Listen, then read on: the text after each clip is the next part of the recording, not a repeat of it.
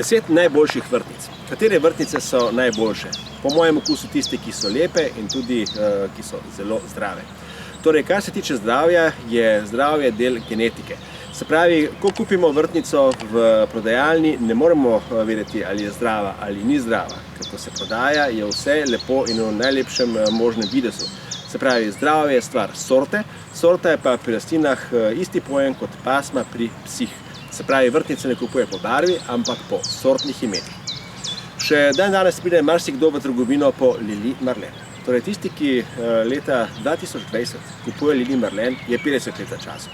Kdor hoče imeti na vrtnicah, torej na vrtnicah avgusta samo še gola stebla in namesto cvetov plesnive mumije, naj se kupi Lili Marlen. Kdor bi pa rad nizko, mnogocvetno vrtnico v močni rdeči barvi, bi pa rekel, da je ena od najboljših izbir Black Forest. Ime je angleško, vrtnica pa nemška. Se pravi, ostane dokaj nizka, cveti torej v valove, ki sledijo en drugemu, v pravi rdeči, se pravi semaforsko rdeči barvi, se pravi tisti, ki je Slovencem najbolj všeč. Ljubljana je mnogocvetna vrtnica. To pomeni, da na enem steblu raste cel, oziroma se razvije cel šop cvetov. Mnogocvetnice ali floribunde uporabljamo za sajevanje gred. Torej, tiste tako priljubljene dolge grede ob vhodu do slovenske hiše se idealno zasaja z mnogocvetnicami. To je trenutno ena od najboljših belih mnogocvetnic. To je vrtnica Ljubljana, ki je zgled zdrave vrtnice. Torej, listi so tako temnozeleni do novembra. Pri zdravju je treba seveda vedeti, da nobene vrtnice ne silimo rasti tam, kjer je ena propadla. Drugo pravilo pa je, če hočemo, da bodo zdrave vrtnice zdrave, je treba za njih vseeno po pameti poskrbeti. Se pravi, saditi jih na sončno mesto, jih ustrezno gnojiti in jih tudi okopavati in pleti. Ni pa potrebno Ljubljane škropiti s fungicidi. Odporne vrtnice so odporne proti rastlinskim boleznim, ne pa proti ušem. Torej, Ljubljana je bela vrtnica, razen kadar je vreme hladno, takrat povleče malo na rožnato ali marelično.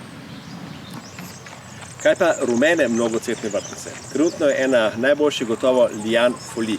Ta je že v ocvetanju, se pravi, so cvetovi nekoliko pobledeli, ampak tudi pri Lian Folie v polnem cvetju vlada neverjetna harmonija med temno-rumenimi popki, ki se odpirajo, in torej svetlo-rumenimi cvetovi, v katere ti popki potem odletijo. Prekrovne vrtnice so tiste, s katerimi oblečemo v cvetje brežine, torej nad škarpami ob uvozih hiši in podobno. To je cvetoče nadomestilo za panešpico, za kotonoraster. Te vrtnice morajo biti nizke, te vrtnice so mnogocvetne, te vrtnice rastejo pretežno z dolgimi poganjki, ki en drugega prikrijejo in na ta način do take mere zasenčijo zemljo, da plevel skozi njihovo listje nima veselja rasti. Čisto drugačna pesem so hibridne čajovke. Torej, to so vrtnice z tistim cvetom, ki pri ljudeh velja za simbol popolnosti pri vrtnicah. Torej, take cvetove imajo tudi vrtnice iz cvetličarn.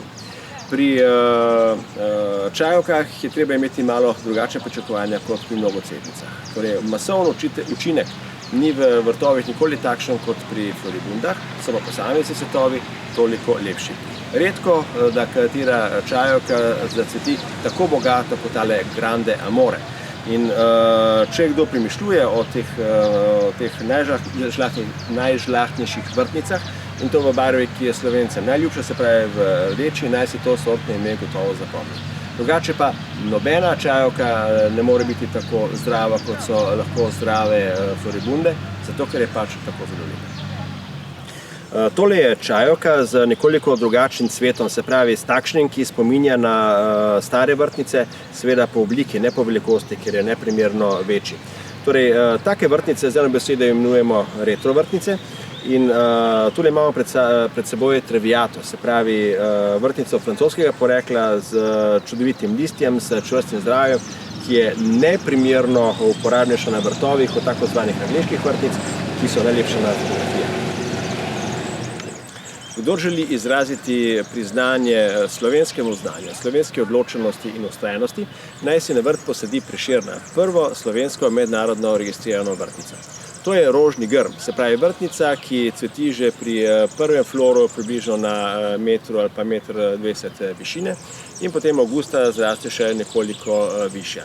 Rožni grmi so torej mnogo bolj košati, torej močnejše vrtnice in tudi uporabljamo tam, kjer je prostora več. Se pravi, rožnega grma ne moremo z obrezovanjem prisiliti, da bo ostal nizek, višina vrtnice je stvar sorte. Popenjavke, se pravi vrtnice, ki zrastejo tam okrog 3 metre visoko in jih lahko napeljemo ob loku, ob špalirju, skratka nekam v višino, da vrt dobi razgibanost tudi s pomočjo vrtnic. Rdeča popenjavka, zdrava, takšna, ki ni potrebno ščupiti, pa bo vseeno ostala zelena do jeseni in ki bo vseeno ponavljala cvetje. Primer take vrtnice je Florentina. In potem, ko človek to vrtnico hvali, gospa vpraša, a diši? Ne, gospa, žal ne diši. Popolnoma vsega se pa ne da v eni vrtnici združiti. Imamo pa tako, ki diši, ampak žal ni rdeče barve. Še ena popenjavka si gotovo zasluži pozornost, to je laguna. Cvetje je ciklamno, dišeče in lahko dejansko vidite, da so tega cvetja dejansko celi šopi, cela poplava. In kot rečeno, ta vrtnica tudi diši, kar dan danes ni samoumevno, je pa seveda res, da vrtnice, ki prihajajo, vedno pogosteje spet dišijo, kot ljudje pričakujejo.